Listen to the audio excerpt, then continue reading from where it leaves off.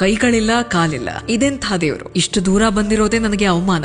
ಇದನ್ನ ಹೇಳಿದ್ದು ಗಣಪತಿ ಭಟ್ರು, ದಕ್ಷಿಣ ಭಾರತದ ಒಬ್ಬ ಬ್ರಾಹ್ಮಣ. ಇದರ ನಂತರ ಆಗಿರೋದು ಭಟ್ರ ವಿಚಾರವನ್ನೇ ಬದಲಾಯಿಸಿತು. ಗಣೇಶನ ಪರಮ ಭಕ್ತರಾಗಿದ್ರು ಗಣಪತಿ ಭಟ್ರು. ವಿಘ್ನ ನಿವಾರಕ, ಎಲ್ಲಾ ಕಷ್ಟಗಳನ್ನ ದೂರ ಮಾಡುವವನು. ಅವರು ಗಣೇಶನನ್ನೇ ಪರಬ್ರಹ್ಮ ಅಂತ ನಂಬಿದ್ರು.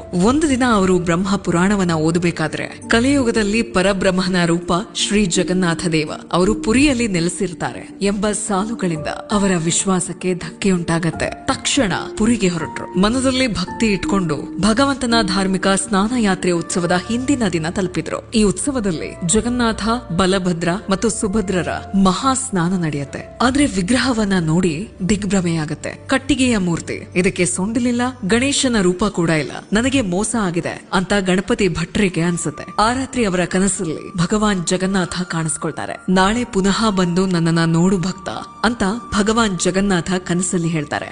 ಮರುದಿನ ಗಣಪತಿ ಭಟ್ರು ದೇವಾಲಯಕ್ಕೆ ಮತ್ತೆ ಭೇಟಿ ನೀಡ್ತಾರೆ. ಶ್ರೀ ಜಗನ್ನಾಥ ಮತ್ತು ಬಲಭದ್ರ ಗಣಪತಿಯ ವೇಷದಲ್ಲಿರ್ತಾರೆ. ಆನೆಯ ರೂಪವನ್ನ ಪಡೆದಿರ್ತಾರೆ. ಗಣೇಶನ ದರ್ಶನವಾಗತ್ತೆ. ಗಣಪತಿ ಭಟ್ರ ಕಣ್ಣೀರು ನಿಲ್ಲಲಿಲ್ಲ.